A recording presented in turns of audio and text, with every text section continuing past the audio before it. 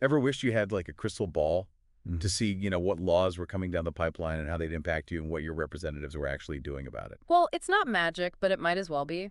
We're diving into Plural Policy AI. Plural Policy AI. Think of it like a superpowered search engine, but instead of cat videos, Right. it tracks laws and policies from around the world. So instead of finding out, the latest on Grumpy Cat, we're finding out about, new tax laws or something. Exactly. And the really cool part is it's designed to help everyone understand this stuff, not just, lawyers and politicians. Okay, so it's for the average Joe like me. Absolutely. It uses AI, specifically machine learning and natural language processing, Uh-huh. or NLT, to break down all that complex legal jargon into summaries anyone can grasp. Okay, so I'm intrigued. I'm also a bit skeptical.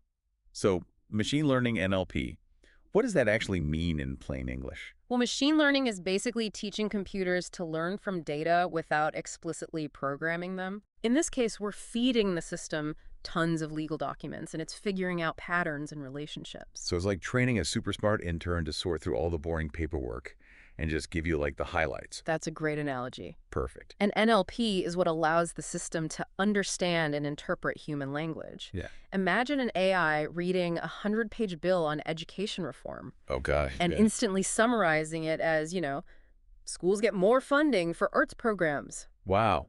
That's really impressive. It sounds like this could be a game changer for anyone who wants to stay informed and engaged. It absolutely is. But remember, Plural Policy AI is ultimately a decision support tool. Hmm. It empowers people with information, but it doesn't replace human judgment. Right. So it's not about AI taking over. It's about, Yeah. AI giving us the tools to understand and participate in the process. Right. It's about transparency and giving people a voice. I love that. Okay. But let's be real. Is this something people are actually using right now? Or is it still, pie in the sky idea? Oh, it's definitely being used. In the U.S., companies like FiscalNote and GovTrack use it at the federal and state levels. Oh, wow. They even use past data to predict how likely a bill is to pass. Hold on, predict outcomes. So it's like a policy fortune teller. In a way, yes.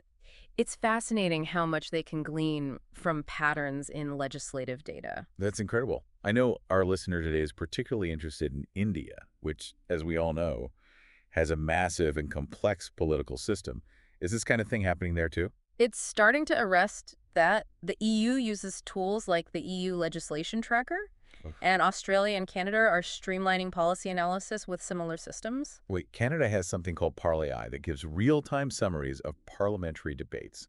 Talk about being in the loop. It's incredible how accessible they're making this information. That's amazing. I can already see how valuable this could be for, journalists, researchers, and everyday citizens. And think about how this could level the playing field for advocacy groups, especially in emerging markets, by Yeah. helping them navigate complex legal landscapes. This is all incredibly fascinating.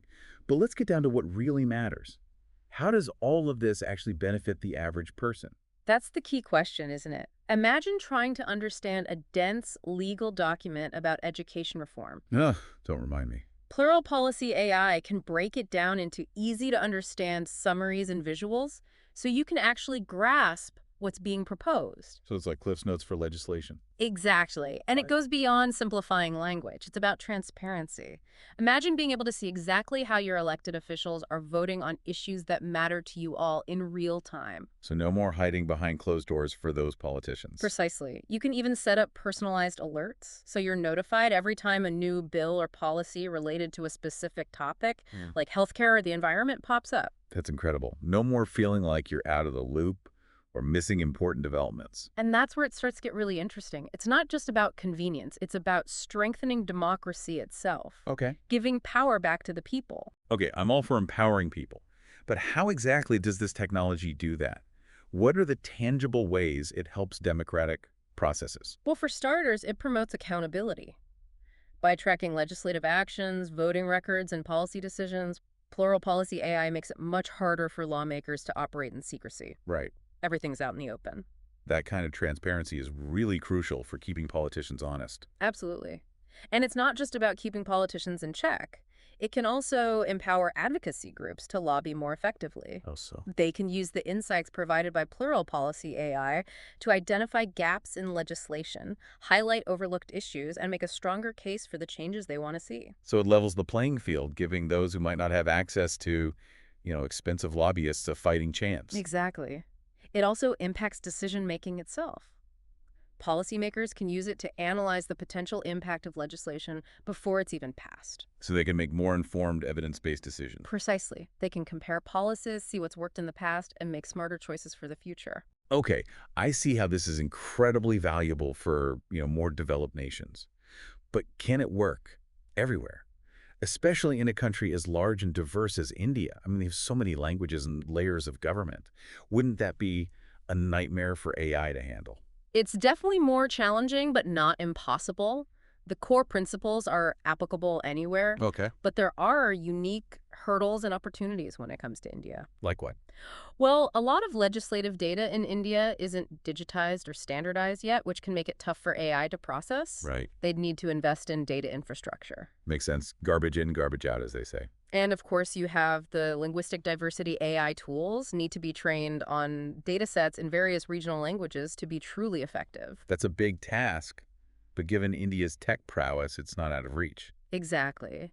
And there's the potential for political resistance. Some people might benefit from things staying opaque. So it's not just about the tech, it's about the political will to make it happen. Absolutely. But let's be optimistic for a second.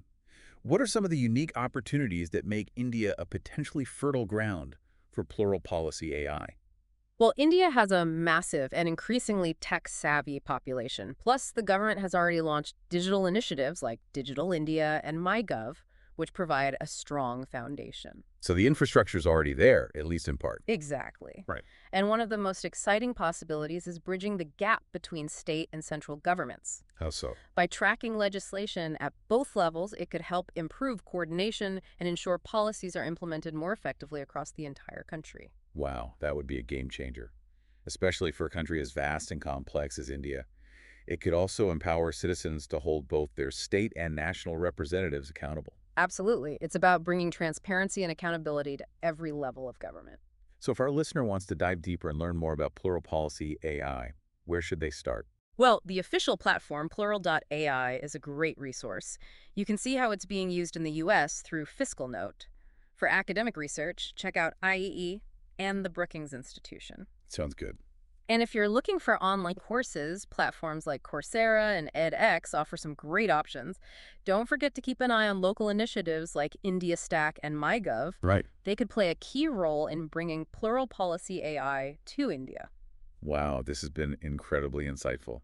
Plural Policy AI sounds like it could revolutionize how we understand and participate in the decisions that shape our lives. It's a powerful tool with immense potential. We've just scratched the surface here, and there's so much more to explore. Definitely. Join us tomorrow for part 2 of this episode.